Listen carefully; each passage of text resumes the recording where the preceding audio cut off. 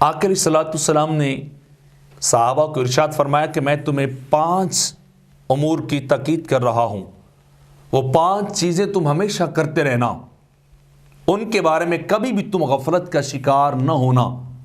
ان میں سے پہلی بات یہ کہ نماز ہمیشہ با جماعت ادا کرنا، جماعت سے کبھی پیچھے نہ رہ جانا، کوشش کرنا کہ تمہاری نماز، ہر نماز جماعت کے ساتھ ادا ہو، مسلمانوں کے اجتماع کے ساتھ تمہاری نماز جو ہے وہ ادا ہو۔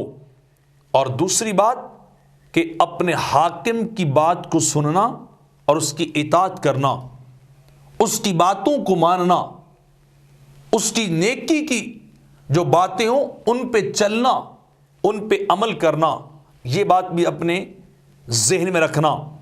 اور تیسری بات ارشاد فرمائی کہ جب کبھی تمہارے دین پہ مشکل وقت آئے تو تمہیں اس علاقے سے ہجرت کر جانا چاہیے، ہجرت کو کبھی نہ بھول جانا، وہ اپنے ذہن میں رکھنا۔ اور چوتھی بات میرے آقا علیہ الصلوۃ والسلام نے ارشاد فرمائی کہ ہمیشہ جہاد کو قائم و دائم رکھنا، جہاد سے رخ نہ پھیرنا۔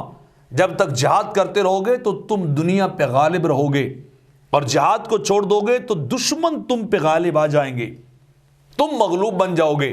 تو جہاد کو بھی قائم و دائم رکھنا۔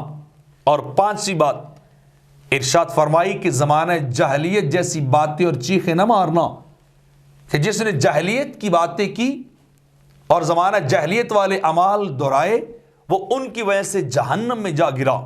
تو میں تمہیں اللہ کا نبی ان 5 باتوں کی تاکید کر رہا ہوں، وصیت کر رہا ہوں کہ یہ 5 باتیں تمہارے ذہنوں میں رہنی چاہیے، اور یہ 5 باتیں تمہاری زندگی کا حصہ بھی ہونی چاہیے۔